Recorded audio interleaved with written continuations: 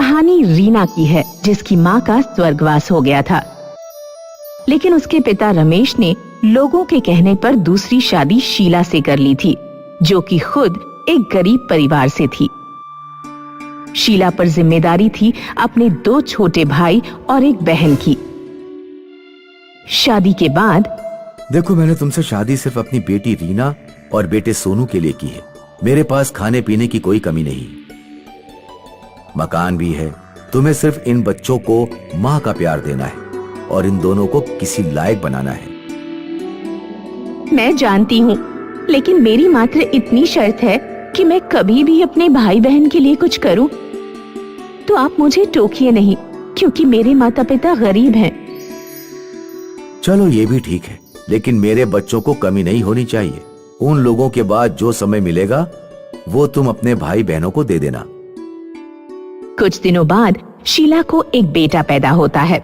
शुरू में तो शीला ठीक रहती है, लेकिन फिर एक रोज वो रमेश के जाने के बाद उसकी बीवी की वो अलमारी खोलती है जिसे उसने शीला को छूने तक से मना किया था। तभी वहाँ बड़ा बेटा सोनू आ जाता है। ये क्या है? आप मेरी माँ की अलमारी क्यों खोल कर देख रही हैं? पापा ने मना किया है ना आपको ये छूने से। शीला को सौतेले बेटे सोनू पर गुस्सा तो बहुत आता है, लेकिन वो सोच लेती है कि इस वक्त उसे गुस्से से नहीं बल्कि सोच समझ कर काम करना होगा। अरे बेटा, वो तो हम देख रहे थे कि तुम्हारे पापा का कोई कपड़ा धोने वाला है, तो मशीन में चला देंगे। अब क्या है ना, पापा को रोज जाना होता है कि नहीं? तो कपड़े तो साफ सुथरा चाहिए ना। सोनू को भी नई माँ की बात ठीक लगती है, तो वो वहाँ से चला जाता है। लेकिन एक बार जब घर पर कोई नहीं होता तो शीला पूरी अलमारी खोलकर देखना शुरू करती है। अरे, ये इतना बड़ा बक्सा किस चीज का है? जैसे ही वो बक्सा खोलती है, उसमें भर कर गहने रखे होते हैं। शीला का मन उन गहनों को देखकर ललचा जाता है। हे भगवान, इतने सारे गहने! मैं तो सारे गहने रख लूंगी, लेकिन कैसे? इनको तो पता चल जाएगा, बोल दूंगी कि चोरी हो गए। नहीं, फालतू पुलिस का लफड़ा, क्या करूं? हाँ, एक आइडिया। शीला अगले दिन जब रमेश ऑफिस चला जाता है तो सारे गहने लेकर निकल जाती है ज्वेलरी वाले के पास। सुनिए, ये सारे गहने देखकर छाप लो अपने दिमाग में।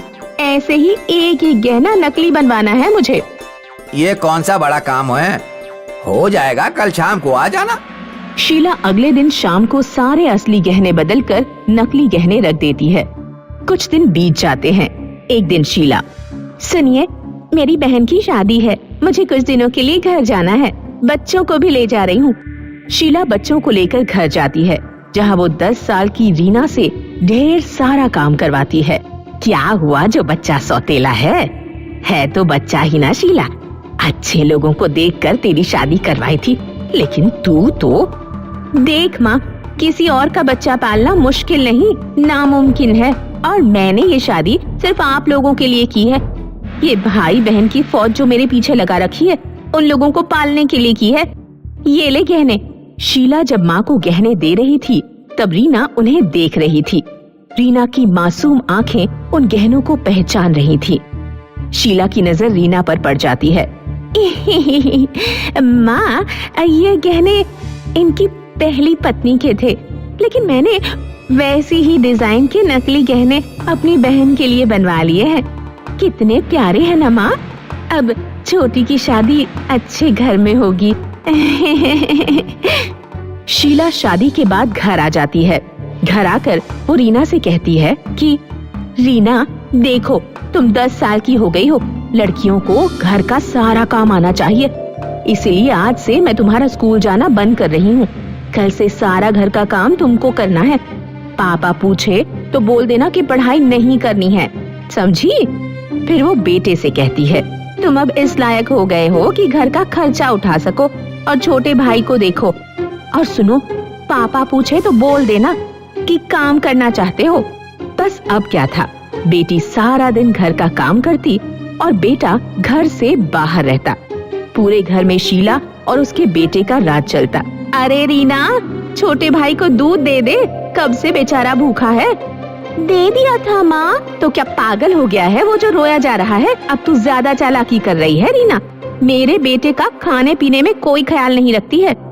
माँ, अब हम लोग तब बड़े हो गए हैं, क्या वो छोटे बच्चे की तरह रोता रहता है? उसको बोलो नौकरी करे।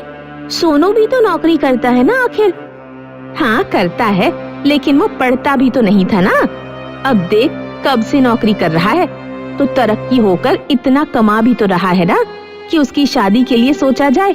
पर अब तो लग रहा है उसकी शादी से पहले तेरी शादी तय करनी पड़ेगी।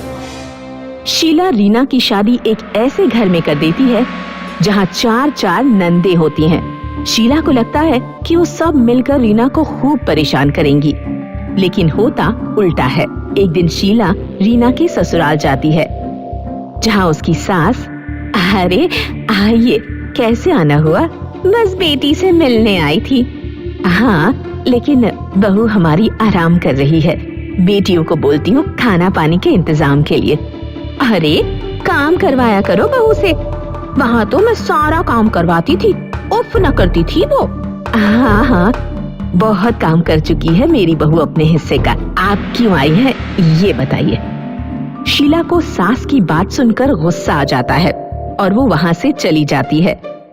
थोड़े वक्त के बाद शीला के पति की मौत हो जाती है। देख, तेरे पिता तो रहे नहीं, तेरी भी शादी हो गई है। अच्छा है तू इस घर को छोड़ दे। वैसे भी जब तक मैं जिंदा हूँ ये घर मेरा ही रहेगा। बेटा घर छोड़कर चला जाता है। शीला आराम से अपने सगे बेटे बहू के साथ जीवन जी रही होती है। कोई भी सौतेली औलाद उसे देखने नहीं जाती। लेकिन एक दिन, भाई माँ का क्या हाल है? पता नहीं बहन, मैं तो गया नहीं, पर जब से घर से निकाला है बस गृहस्थी ही बसाने की कोशिश कर रहा हूँ। दोनों भाई बहन माँ को देखने पिता के घर जाते हैं, जहाँ वो शीला की हालत देखकर दंग रह जाते हैं। मुझे एक गिलास पानी दे दो। अरे माँ, ये क्या हो गया? आप तो सूख कर कांटा हो गई हैं। ये मेरे कर्मों के फल हैं। बहू ने बेटे को मुझसे अलग कर दिया, सारा गहना पैसा सब ले गई। आज मैं यहाँ एक रोटी को भी मोहताज हूँ। फिर दोनों भाई बहन माँ की सेवा करते हैं। मनोरमा की माँ की मृत्यु के बाद मनोरमा और उसके बीमार पति घर में अकेले रह गए। मनोरमा के चाचा चमन अपने परिवार के साथ तुरंत मनोरमा के घर आ धमके। भैया, आप बीमार रहते हैं और लड़की को घर से बाहर काम करने के लिए भेजना ठीक नहीं है, इसलिए मैं अपनी पत्नी और दोनों बेटियों के साथ यहाँ चला आया ताकि आपको पैसों की परेशानी ना हो और हम लोग आपकी देखभाल कर सकें। चमन और उसकी पत्नी ने मनोरमा के पिता को अपनी मीठी मीठी बातों में फंसा लिया। उन लोगों की नजर मनोरमा के घर को हड़पने पर थी। धीरे धीरे उनकी पत्नी और दोनों बेटियों ने मनोरमा को घर का नौकर बना दिया। मनोरमा के पिता की दवा का खर्च और उन्हें खाना देने के बदले मनोरमा की चाची उससे रगड़ कर घर का काम कराती। चाची की दोनों बेटियां कॉलेज में पढ़ने जाती थीं। मनोरमा भी अपने चाचा से कहती कि उसका कॉलेज में एडमिशन करा दिया जाए, लेकिन चमन किसी न किसी बहाने टाल देता। पढ़ाई में पैसा लगता है, हम तुम्हारे पापा की दवाई का खर्चा उठाएं या तुम्हें कॉलेज भेजें, तुम खुद ही फैसला करो। धीरे धीरे मनोरमा ने कॉलेज जाने का सपना छोड़ दिया। खाली समय मिलने पर मनोरमा अपनी माँ की कब्र पर फूल चढ़ाने चली जाती और वहाँ बैठकर रोती। माँ, आप मुझे अकेले छोड़कर क्यों चले गई? माँ, मैं आपके बिना बहुत अकेला महसूस करती हूँ। चाची और उनकी लड़कियों का व्यवहार बिल्कुल अच्छा नहीं है। मनोरमा अपनी माँ की कब्र के पास नाचा भी करती थी, क्योंकि उसकी माँ ने उसे नृत्य सिखाया था। गांव का सबसे अमीर आदमी था सेठ रामजीमल। रामजीमल के बेटे को नृत्य से लगाव था। एक दिन गांव में एक आदमी ढोल बजाकर घोषणा करने आया। सुनो सुनो सुनो, श्री राम जी मल के सुपुत्र अभिषेक विवाह करना चाहते हैं। आज से ठीक 3 महीने बाद उनके घर 3 दिन का नृत्य का कार्यक्रम चलेगा। जो भी लड़की अभिषेक के साथ अच्छा नृत्य करेगी, अभिषेक उसी से विवाह करेंगे। मनोरमा की चाची खबर सुनकर बहुत खुश हुई। सुनिए जी, हमारी दोनों बेटियां बहुत सुंदर हैं। अगर ये डांस सीख लें तो इनमें से किसी एक की जरूर रामजी मल के बेटे से शादी हो जाएगी। फिर रामजी मल की सारी धन दौलत हमारी बेटी की मुट्ठी में होगी। मनोरमा की चाची ने अपनी दोनों बेटियों को एक महंगे डांस स्कूल में डांस सीखने भेज दिया। उधर मनोरमा भी मन ही मन अभिषेक के साथ नाचने का सपना देख रही थी। जब भी वो घर में नाचना शुरू करती, उसकी चाची उसे कोई न कोई काम बता देती। चाची जानती थी कि मनोरमा की माँ ने उसे नाचना सिखाया है, इसलिए डांस प्रोग्राम से एक दिन पहले चाची ने मनोरमा से कहा, मनोरमा, अगर तुम सेठ रामजी मल के घर नाचने गई तो मैं तुम्हारे पिताजी की दवाई बंद कर दूंगी। 3 दिन के डांस प्रोग्राम की पहली शाम चाची अपनी बेटियों को लेकर प्रोग्राम में चली गई। मनोरमा भी चुपके उनके पीछे गई। रामजी मल की कोठी पर बैठे चौकीदार ने मनोरमा को उसके साधारण कपड़े देखकर रोक दिया। गरीबों की एंट्री नहीं है, ऐसे अरे गहरे सब चले आ रहे हैं, जाओ यहाँ से। मनोरमा अपनी माँ की कब्र पर जाकर रोने लगी। माँ की कब्र पर अचानक एक सुंदर लाल रंग की ड्रेस और एक जोड़ी सैंडल आ गए। मनोरमा उन्हें पहनकर तुरंत प्रोग्राम में पहुंची। मनोरमा का चेहरा नहीं दिख रहा था, उसने चेहरा ढक रखा था। अभिषेक ने मनोरमा के साथ डांस किया, लेकिन रात के 9 बजते ही मनोरमा अभिषेक से बोली, मुझे जाना होगा। मैंने अभी तक जितनी भी लड़कियों के साथ डांस किया है, उनमें तुम्हारा डांस सबसे बेहतर लगा। क्या तुम कुछ देर और नहीं रुक सकती? नहीं, मनोरमा को अपनी चाची के घर पहुंचने से पहले ही घर पहुंचना था। वह कोठी की दीवार से कूदकर घर की ओर भाग गई। मनोरमा गेट से नहीं गई, क्योंकि गेट से चाची अपनी बेटियों को लेकर जा रही थी। मनोरमा ने रास्ते में ही अपनी हाई हील की सैंडल उतार दी ताकि वह तेजी से दौड़ सके। अभिषेक मनोरमा के पीछे पीछे गया था। उसे मनोरमा के सैंडल मिल गए। अगली रात अभिषेक सैंडल लिए मनोरमा का इंतजार करता रहा, लेकिन मनोरमा उस रात नहीं पहुंची, क्योंकि उस रात मनोरमा के पापा की तबीयत कुछ ज्यादा खराब थी।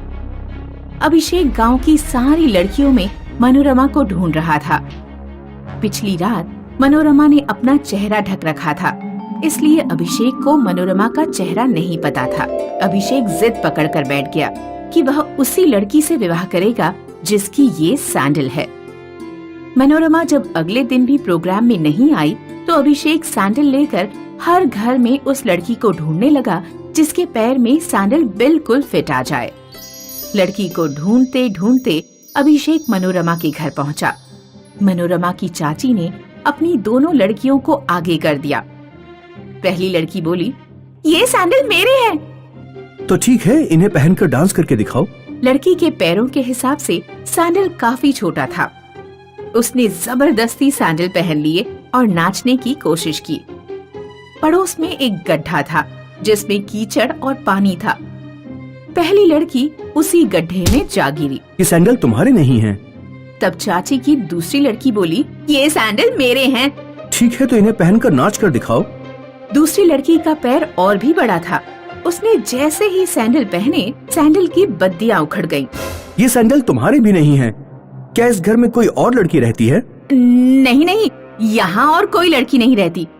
अभिषेक मनोरमा के घर से जाने ही वाला था कि उसने अंदर से मनोरमा के पिता के खांसने की आवाज सुन ली।